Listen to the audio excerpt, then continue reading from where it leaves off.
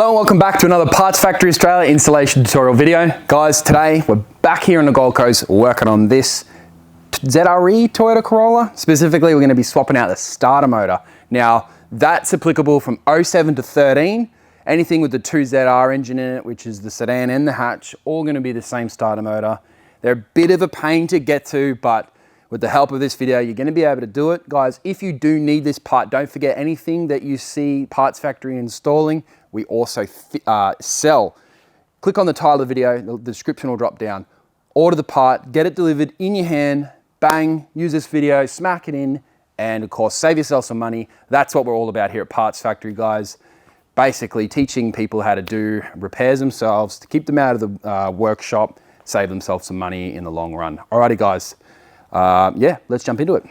Alrighty, guys. So, these starter motors on these Corollas, if you have a look directly where my finger was just then, you'll see it just in there. What I'll do is I'll drop you down with the flashlight on, and hopefully you can see it here. Now, that's your starter motor just there. It's just chilling. You got your main power cable there. You can just bring your hand down, pop this cap off, etc. Just like that. It may drop, let it drop, that's fine. You can undo that 12mm, but to see that bolt there, see, normally that bolt would be on the left side and you could just undo it, pull it out. But with this car, it is actually on the other side of the gearbox, basically through there. Now, there's a few ways you could get to it. You could have a spanner and weave in through here and move all these pipes, but I'm thinking it's going to be best to pull this battery out, then go straight through with a wobbler. So let me pull this battery out, which we need to undo the negative terminal anyway. So realistically, that's probably going to be the best way to do it anyway. We're going to move this, undo this bracket, get this battery out of the way, and then yeah, if we can access that bolt. I've already been underneath. I've had a look underneath. Everything else is easy other than that one bolt. So let's undo this, and then yeah, we'll see if we can get in there and get it nice and get it done nice and quickly. Alrighty, so as I said, just undo all these little bolts. 1, 2, 3, 4. This actually can stay. Just undo this one and move this clamp to the side, and then you get these undone, and then I'll meet you back here in a sec. Right, so what I've done is I've removed this battery as discussed. Just be careful with all of the battery acid and whatnot. And I want to see if we can see that bolt through there at all. It is actually, from what I can tell, going to be hard to get to, actually.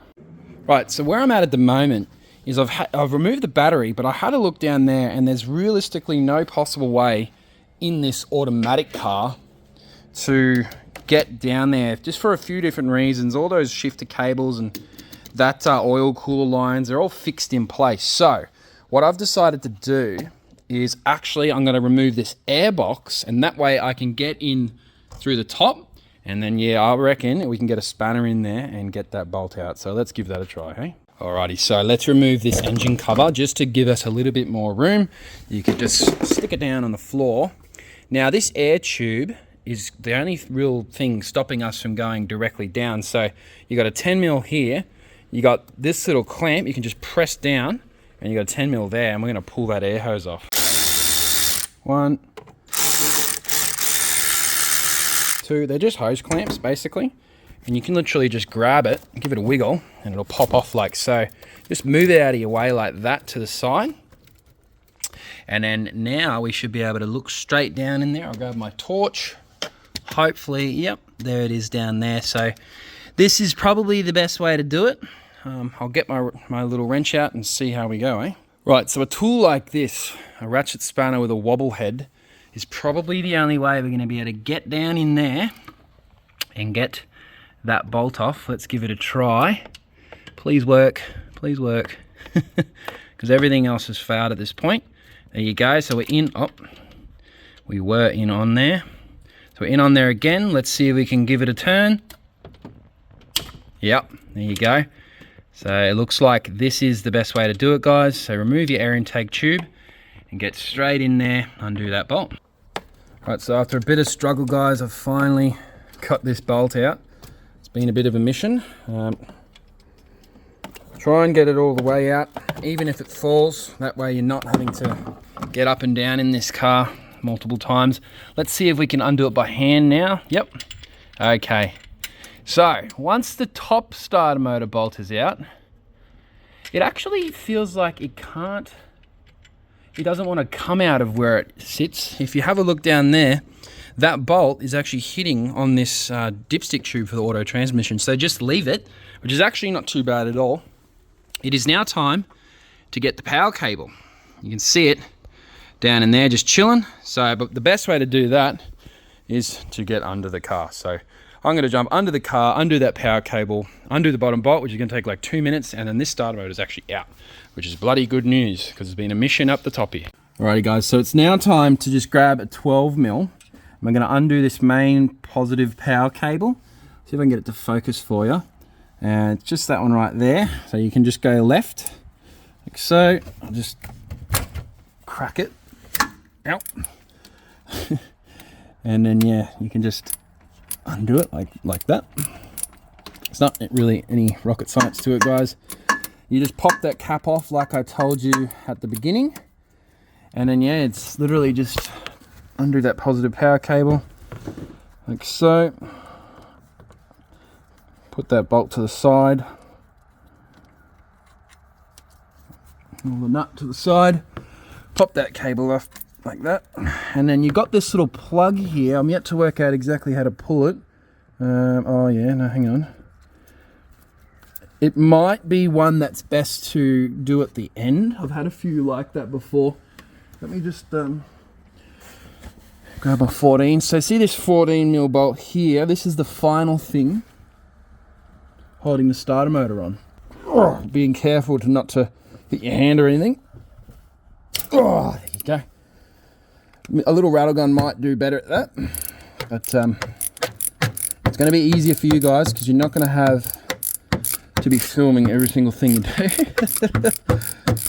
So yeah, undo that until it gets to the point where you feel like it's going to be loose enough to use your hand, which it is right now. Another little tip just to allow that to happen a bit easier is just wiggle the starter motor like I'm doing, wiggling it like that. And once you get that bolt out, the starter motor is going to fall, guys. So at this point, use your other hand to grab the starter motor and yeah, stop it from falling onto your face. These are extremely long starter motor bolts. I've got a feeling that they also support the gearbox. Not very commonly like that in cars. So once we have got the starter motor hanging there, it's now time to just go and grab a little flat edge screwdriver, and you just push down on that little tab as you lower the starter motor and it will fall. And that is it by the looks of it. Make sure your power cables get pushed off like so, and see how it's going to come right down. Yeah, just push on this little tab and it'll fall. Alrighty guys, so I've gone ahead and grabbed out one of the Parts Factory equivalent starter motors. Here's your genuine Toyota one.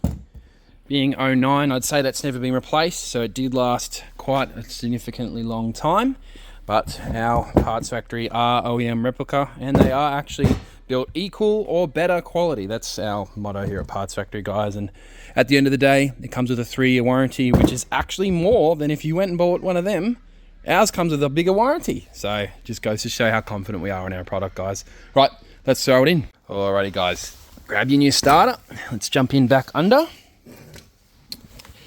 You can pretty much just throw it straight in the hole if possible. Let me just turn my flashlight on. Okay, yeah, so you're gonna bring your starter motor up into position, throw it straight in the hole like so. See if we can just wobble it in, and then I'm just gonna have to put my phone down just for a second while I put that bolt in. Okay, so it pops in, then you can grab the bolt and then yeah, just tighten it up. So once you've got that bolt reasonably tight, it's now time to move on to the main power cable. Now the new starter motor comes with a brand new 12mm, so you want to be reusing that or using that. So place the power cable over. And then yeah, just put that 12mm on. Before you put the trigger wire on, you want to tighten that up so that you can kind of actually get into it, because as soon as you put that trigger wire on, it's going to be more difficult to get up in there, if you know what I mean. So yeah, use your 13 or 14, I'm not sure. Sometimes they will change the size. Bigger is better with this type of thing. Yeah, so it looks like they've changed the parts factory one to a 13mm, just so less of a snapping. So I'll go and grab a 13. Alrighty guys, so I've done up this 14mm here. And of course, I've done up the 13mm little thingy. Now, just over there, we'll find our little cap for the electrical plug. It is best you put that on. Keeps all the weather out and whatnot. And then you got this little trigger wire, which literally just plugs into here. Like so. Oh, my little cap's not on properly. And then you go there, guys. That's how you put it in at the bottom. I'll meet you at the top. Well, at that point, you can clean up everything underneath the car, because we are actually complete under there. So I'm going to bring it down just so I can work on it a bit easier. I'll get my safety block out of the way. Fire up my old girl. And bring it down.